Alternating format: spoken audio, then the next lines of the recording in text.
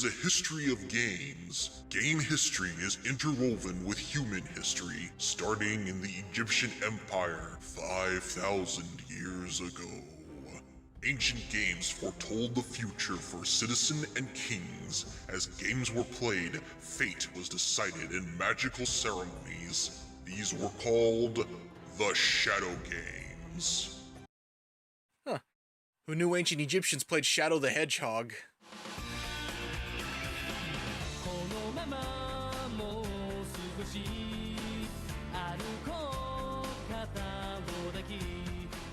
Greetings, dear viewers, and welcome to an episode where I take a piece of media, be it comic, manga, or animation, and see if it's good, bad, or somewhere in between.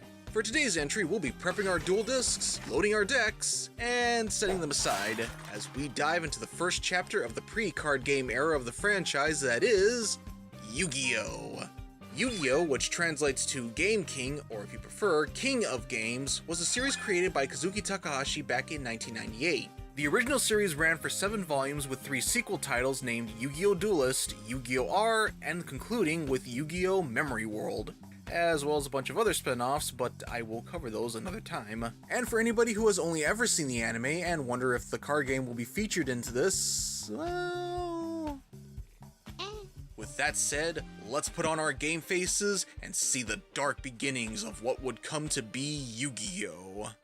Duel 1, The Puzzle of the Gods. Wait, wasn't it supposed to be before the card game was introduced? Shouldn't it be Game 1 or Turn 1? Why bring Duel into this? We open to a classroom heading out for lunch where we are introduced to Yugi Muto, our main protagonist of the series.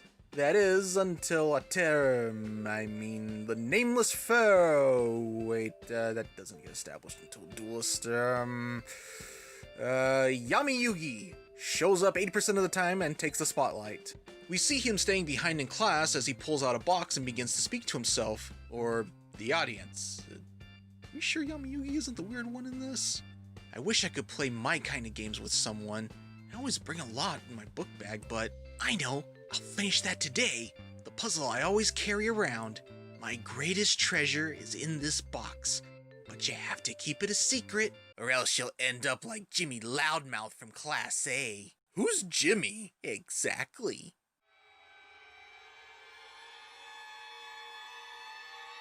This riddle is a hint. It's something that you see, but have never seen before. What do you think it is? Is it a good Sonic the Hedgehog game? What are you talking to yourself about, Yugi? You win the prize for creepy? Something you see but have never seen before. This is Honda and Jonochi, or if you've seen the English dub of the anime, Tristan and Joey.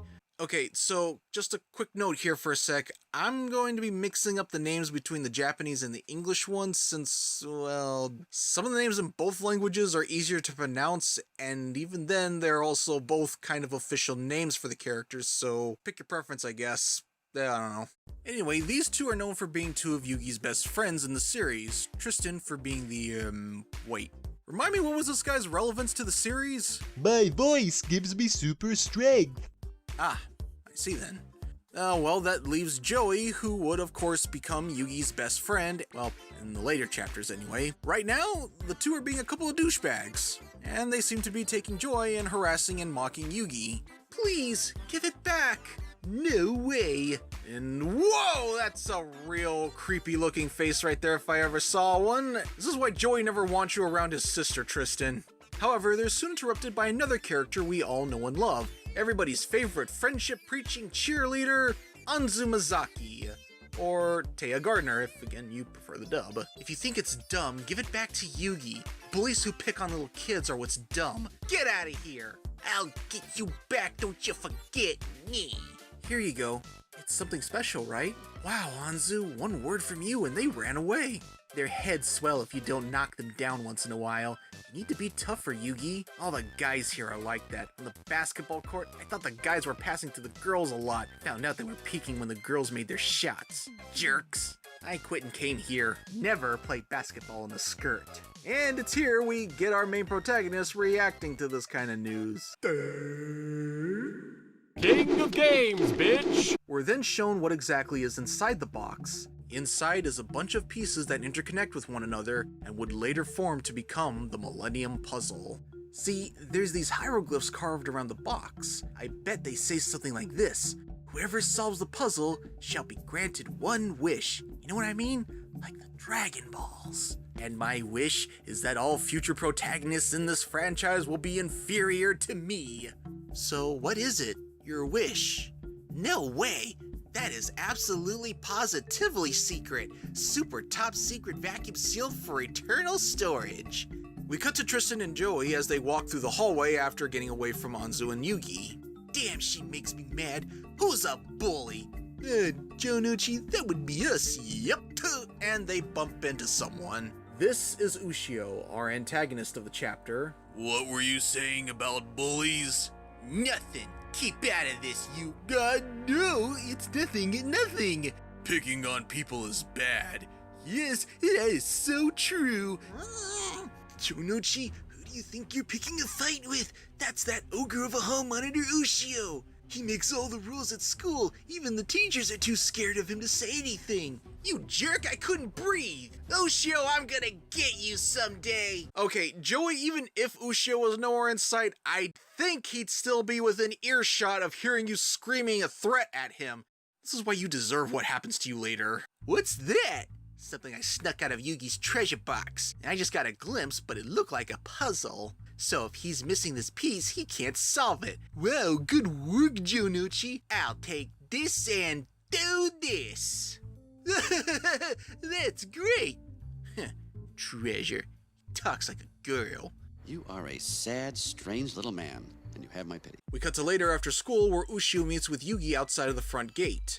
He basically offers his services to him as a bodyguard since he suspects that Joey and Tristan are the ones that are bullying him. And you know, I think I see now why Ushio turned out to be such a great guy. Oh, good lord! Bad touch! Bad touch! So, after that close encounter of the freakish kind, we see Anzu meeting with Yugi at his place. I should note that earlier Yugi mentioned that the Millenium Puzzle was a momentum of his grandfather's, which implies that he's passed away. Come on in! Hey, Yugi, what's going on here? You said that puzzle was a momentum of your grandpa. Oh, that? I meant it's going to be a memento. And Yugi's a misleading asshole. You've grown since I saw you last, Anzu. Especially your bust. Almost to the 32 mark. What's with this old geezer? Oh, for Ross's sake, can we please tone down the creepy grandpa vibes? I'd like to be able to root for some of these characters, thank you very much. We then have Pervy Gramps here explaining something about the puzzle and its backstory. It's your usual Cursed Tomb backstory about how weird stuff happened to the team that first discovered the puzzle. Though, interesting fact guys, and spoilers ahead to anybody who hasn't read the Memory World arc manga, Sugoroku's story, it's actually true. But more on that when we get to it. They say the hieroglyphs carved into the box says this: the one who solves me shall gain the powers and knowledge of darkness. Not you! The next day, Ushio brings Yugi to some secluded area on the school grounds. We're then shown that Ushio did in fact beat the ever-loving crap out of Joey and Tristan. Hallelujah, there's justice after all. I told you, Yugi, I'm your bodyguard. I decided to teach these bullies a lesson, one they wouldn't forget. They weren't picking on me. They were teaching me to be a man. Well, whatever. But remember, Yugi, you still have to pay what you owe. Bodyguard charges 200,000 yen. What? 200,000 yen? For 200,000 yen, you can hit these guys all you want. You can take out all your daily troubles on them. I think it's a good deal. What's this? You aren't satisfied until I hurt them even more? Don't touch these two anymore. If you're going to hurt someone, hurt me. You're beyond strange. You're crazy. Alright then, as you wish. Normally, I hate picking on people, but this isn't bullying, this is warning. And assuming that this is a typo with them saying warning instead of a warning, boy can this describe dozens of people on the internet that try to justify harassing people. We then see Yugi getting the super special awesomeness beaten right out of him while Joey looks on and begins to question why Yugi stood up for them. And we also learn here what it is that Yugi really wanted for the puzzle. I I wish for friends. Friends I can count on. Friends who could rely on me. Although, in hindsight, I could really use that wish for a doctor right now. We cut to later that night as Yugi is still reeling from the experience he had with Ushio. What should I do? 200,000 yen? That's way too much money. What should I do? If I don't pay, he'll beat me up again. What am I doing working on a puzzle? This isn't the time for that. But I can't think of anything to do. Working on the puzzle at least makes me feel better. It went in. I get it. After you put this piece in, you give it a half turn. Then this one has to go in too. See? It's strange. Solving the puzzle is easy today, even though I feel awful. So the secret to solving the puzzle was bodily harm because... manga logic, I guess. Just as Yugi is about to solve the puzzle, he reaches in for the last piece. But to his shock, he finds that it's gone. It's gone! The last piece isn't there! Gone! Where is it? I must have dropped it somewhere! No way, no way, no way! It's gone! I'll never get my wish! However, just as Yugi is starting to fall into despair, whoa! I'm amazed! You finished the Millenium Puzzle! No, I couldn't finish it after all, Grandpa. Let's see. Oh, Yugi, you've poured your heart into this puzzle for the last 8 years. You should have more faith. Huh? Your wish shall be granted. And so Yugi's grandpa presents to him the final piece to the Millenium Puzzle. Grandpa, thank you. You found it for me. Yugi, I wasn't the one who found it. Huh? A friend of yours came by. He asked me to give it to you. Even though it wasn't raining, he was soaking wet. He also spoke with some kind of fake accent and had a weird verbal tick to him, saying "nya" all the time. You think the guy was a cat person? As Yugi ponders about who it was and giving his thanks to them, Yugi's grandpa turns and thinks to himself. He told me everything. Said he was Jonochi. Asked me not to tell you his name. I was worried about the bruises on your face, but he told me a thug named Ushio was threatening you. Yugi, the money is in your bag. If this can help you stay out of trouble. Good night, Yugi. Thank you, Grandpa. Good night. Now, I know that Sugoroku had a questionable first impression, but can we just take a moment to see how awesome he is in this scene? The guy takes almost $1,000 worth of currency out, and mind you, he runs a game shop. Now, I don't know how much actual game shops in Japan make, but for him to take that much out, it just goes to show how far he's willing to try and help his grandson be safe. Coupled with what he says, it's just a heartwarming moment, and it really does show that beneath the pervy humor Japan gives to most of their characters, there are some genuine nice traits to them. Granted, it doesn't excuse those pervy moments, but I'll take what I can get. With the last piece in his hand, Yugi now finally finishes the Millenium Puzzle, and we get this last bit from Yugi's grandfather. Ho ho ho, I'm amazed that he finished the Millenium Puzzle, but that's my grandson. It's written in the Book of the Dead that the one who solves that puzzle inherits the Shadow Games. He becomes the guardian of right and passes judgment on evil. I think that thug Ushio might be the one getting in trouble. We cut to Ushio showing up at Domino High, wondering why Yugi called him out this late at night. And it's here that we finally see a different Yugi standing in front of him. Ushio demands that Yugi gives him the money he charged him earlier, to which Yugi not only offers up, but he offers double the amount. Wait a second, we saw him struggling earlier to scrounge up what little change he could, and he didn't even come close to what Ushio demanded. Where the hell did he get the other 200,000 yen? Excluding that bit, Yugi challenges Ushio to a game. Not just any game, a shadow game. How about it? If you win, you get more than 200,000 yen. Not bad, huh? We need just one tool to play this game. That knife you got hidden, Ushio. I'll explain the rules. The players take turns putting the money on top of their hand and stabbing it with the knife. The player keeps only the money that the knife stabs, and he must always take more than one bill. The game continues until the last bill is gone. The challenge is to take as much money as possible. If a player tries to take the money by hand or quit the game in the middle, he loses and forfeits all of his money to the opponent. Doesn't that sound interesting? But if you break the rules, as punishment, the penalty game decides your fate. Interesting. Let's get started then. And so Yugi and Ushio begin to take turns, with Yugi barely getting any bills while Ushio was able to get a larger amount on his turn. Though not without Ushio showing signs of hesitation, and as Yugi points out, one of the goals of the game is to control your greed. The harder you stab to get more money, the higher the risk of stabbing yourself, and as the game progresses, it gets harder and harder to know how much strength one should use. Something that Ushio is becoming frighteningly aware of. My arm! I can't relax my right arm! What's wrong? I'm using too much strength! My right arm isn't listening to my brain! This is bad. My right arm is trying to swing down with all its strength. I'm aiming for the money and my left hand together! In the Shadow games, a person's true nature is revealed to decide their fate. Ushio, your right arm is controlled by your own greed. You can no longer stop it. What will you do? Will you sacrifice your left hand to get the money, or...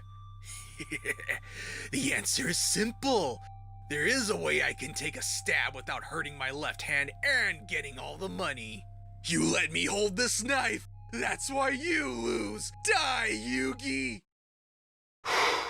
Boy, that escalated quickly. Just as I thought. You weren't able to follow the rules after all. What the... His forehead... That eye! This is only seen by those who trespass in my soul, like those who hurt my friends and try to steal my money. Penalty game! Greed, the illusion of avarice. Money! Oh my god! It's money! Money! Money! There's money everywhere! This is great!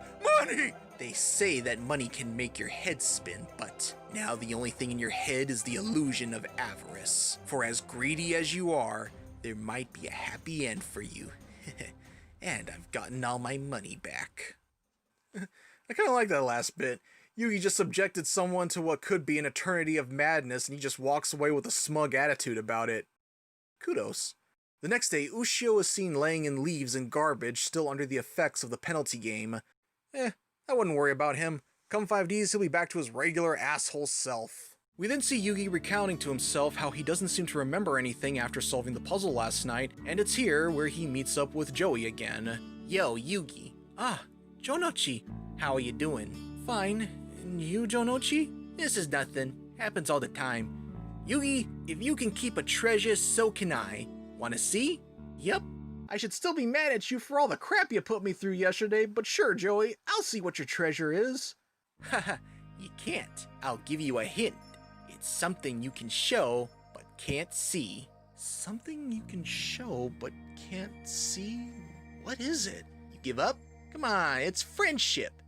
Thanks for showing me that we're friends. Well, later, see you in class. How can I say such corny stuff? Jonochi, your shoe! You dropped your shoe! And that, my dear viewers, was the first chapter to the much-beloved Yu-Gi-Oh! Manga series, and it's honestly a decent starting point.